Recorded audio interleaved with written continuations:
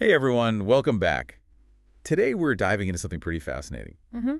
It's uh it's all about nature. Yeah. You know how much it impacts us. Oh, absolutely. Not just like, oh, nature's nice, like the real science behind it. Yeah. Our main source is Florence Williams' book, The Nature Fix.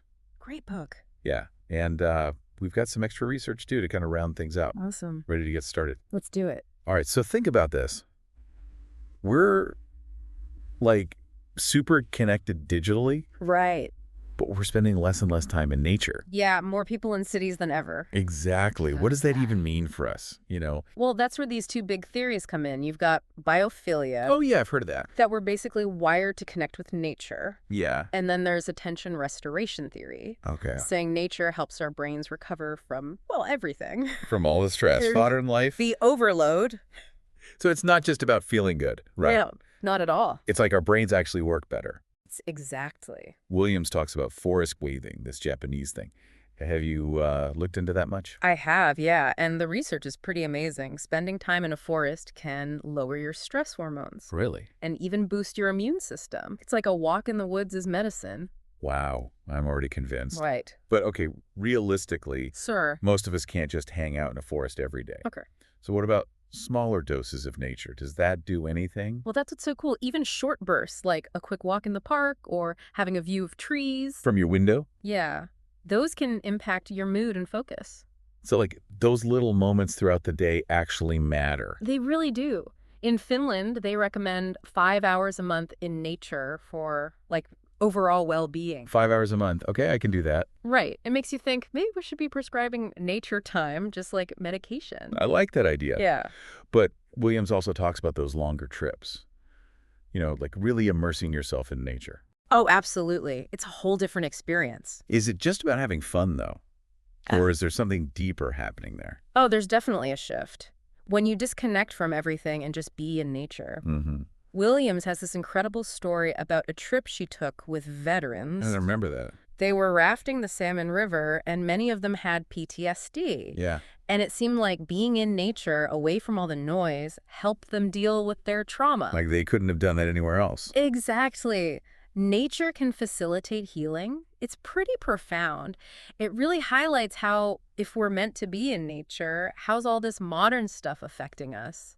Especially in cities. Yes, exactly. That's a huge question, and Williams explores it a lot. He does, yeah. Bringing nature into cities, making sure everyone has access to it. That's crucial. It's a big challenge. It is, and she looks at some fascinating examples like Singapore, their whole city in a garden model. Yeah, that we actually integrated green spaces everywhere. Throughout the city, yeah. I remember reading about those super trees at Gardens by the Bay. Have you seen those? Yeah, amazing. It's incredible what they've done. Talk about innovative urban design. It's really impressive. But even Singapore runs into limitations. It's still very manicured, Right. It's not the same as a wild forest. Right. But I am curious about biophilic design. Yes. Incorporating nature into buildings, not just parks.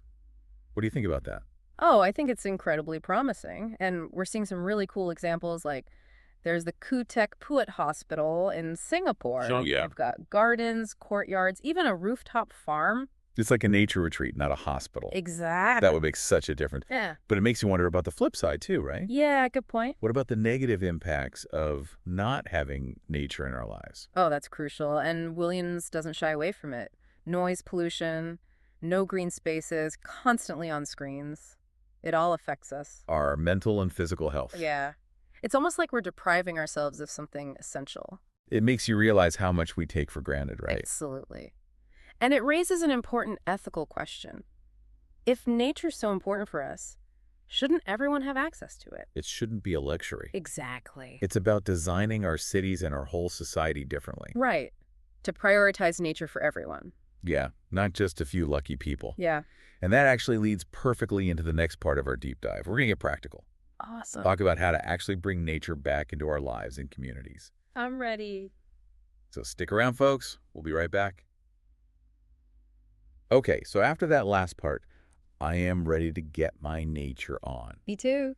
We talked about biophilia and attention restoration and how even those little bits of nature, they help. Right, but it's not just about being in nature, like passively. Oh, okay. You can do more to really get those benefits. So like more than just a walk in the park. Exactly. Williams went to South Korea, remember? Yeah. They're doing some really cool stuff with nature for like therapy and healing. Those healing forests she Yeah. wrote about. Yes. Especially the programs they have for firefighters dealing with PTSD. That was pretty amazing. They've found that if you combine nature with mindfulness and being with other people, Oh, wow. it can be really powerful for healing. So it's more than just the trees themselves. Yeah. It's how you experience them. Absolutely. And they've got forest kindergartens, even prenatal classes in the woods. Huh. Interesting. Makes you wonder if we're missing out by keeping kids inside so much, Yeah. Kind of makes you rethink things. Definitely. Okay, but shifting gears a bit, Williams also talks about how nature can boost creativity. Oh, yeah. Is there any science behind that, or is it just like a feeling? No, there's actual research. David Strayer did this study, those outward bound trips. I've heard of those. People's creativity and problem solving got way better after just a few days out in nature. Wow, really? Yeah. He even compares it to athletes getting into a flow state. So instead of brainstorming in a meeting room, we should all head to the woods. Maybe. Nature seems to help us think differently. Get rid of those mental blocks. I'm liking this more and more. But what about people in cities? It's not like they can just head to the woods. True, but that's where good urban design is so important. Yeah. We talked about Singapore, but there are other cool ideas, like, have you heard of parklets? No, what's that? They take a parking space and turn it into a mini park. Oh, that's a great idea. Right, just little pockets of nature wherever you can fit them. It's about making the most of what you have, I guess. Yeah, exactly. Uh, But we also touched on how, not everyone has the same access to nature. yeah, that's a big issue. Some cities are trying community gardens, Oh, right. especially in areas that don't have a lot of green space. Makes sense. It gives people fresh food, a place to connect with nature, and builds community. So it's more than just a garden, really. Exactly. It's addressing a lot of needs at once. Oh, and speaking of different ways to connect with nature, Williams has this whole chapter on water. Blue mind, right. Being near water makes us calmer. Yeah. Have you ever noticed that? Oh, totally. Being by a lake or the ocean. Even a fountain. I know. It's like instant relaxation. It's almost meditative. Mm. And more cities are incorporating water, too, it seems like. They are. Waterfront parks, restoring rivers, even those water features in buildings. It's not just pretty. It actually helps people feel better. It does. And as things get more urbanized, and with climate change and everything, Yeah. having those connections to nature, both green and blue, is going to be even more important. This all makes me think about that other thing Williams explores. That sense of awe. Oh, yes. Like you're part of something bigger than yourself. And nature's really good at triggering that feeling, isn't it? That story about the ancient rock art in Utah. Oh, yeah, I remember that. It's like feeling connected to the past. Something beyond our everyday lives. It's powerful. And psychologist Stacher Keltner talks about this. Right. He says, awe can change our perception of time, make us feel more connected to others, even make us more likely to help others. So it's not just a fleeting feeling. It can actually impact how we act. It seems so. And what's cool is you don't need to go to the Grand Canyon or anything. Really? You can find awe anywhere if you look for it. Like just noticing the details of nature around you. Exactly. Paying attention to a leaf, the way light comes through the trees. Makes you slow down and appreciate things. It does. And in this world of constant stimulation, that's a pretty valuable thing. It's like a mental reset. Exactly.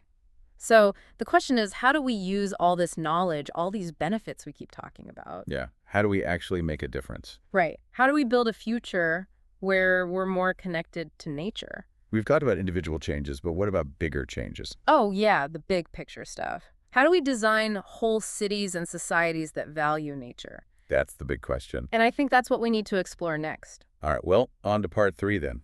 Okay, so we've covered a lot of ground. We have all these amazing ways nature impacts us. But now, how do we put it all into practice? Right, that's the key, isn't it? Knowing is one thing, Yeah. but actually making changes, that's the challenge. So where do we even start? We've talked about biophilic design, Yeah. those healing forests in South Korea, even Singapore's whole city in a garden idea. But those are big projects. They are. How do we scale those up, make it happen everywhere? Yeah, how do we design cities that actually prioritize nature? Well, one interesting idea is biomimicry. Have you heard of that? I think so, but remind me. Basically, we look at how nature solves problems Oh, okay. and use those same principles in our designs. So instead of fighting against nature, we're working with it. Exactly. Like there are architects studying termite mounds Really? to figure out how to build buildings that are naturally ventilated Wow, and energy efficient. like a building that breathes like a living thing. Yeah, it's pretty cool. Nature already has the answers. We just got to look closely.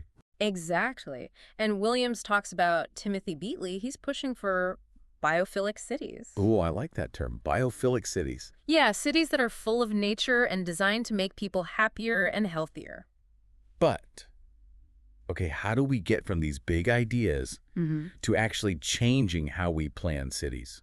It's a big shift, for sure. We have to stop seeing nature as something extra, Yeah. like it's a luxury or an afterthought. Right. It needs to be seen as essential. Essential. Like roads and bridges. It's part of the infrastructure that makes a city work. Okay, I see what you mean. Because those things support our physical needs. Right. And nature supports our mental, emotional, even spiritual needs. Exactly. And there's more and more evidence that it actually makes economic sense, too. Really? Green spaces, increase property values, boost tourism, can even lower healthcare costs. So it's good for everyone, basically. Yeah. For our well-being and for the bottom line, it's a win-win. So that's the big picture. What about us, though? Like, what can we do in our own lives? Start small.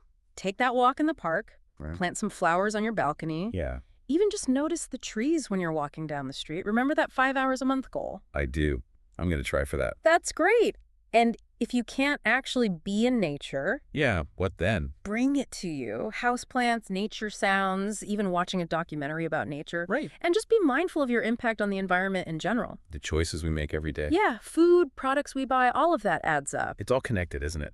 It really is. And it's not about being perfect. It's about trying to do better. Every little bit helps. Absolutely. This has been such a fascinating deep dive. It has been. I feel like I've learned so much, and I'm ready to get out there and experience nature in a whole new way. That's fantastic. And to our listeners, remember that even those small connections to nature can make a big difference in how you feel. Nature is pretty amazing. It is.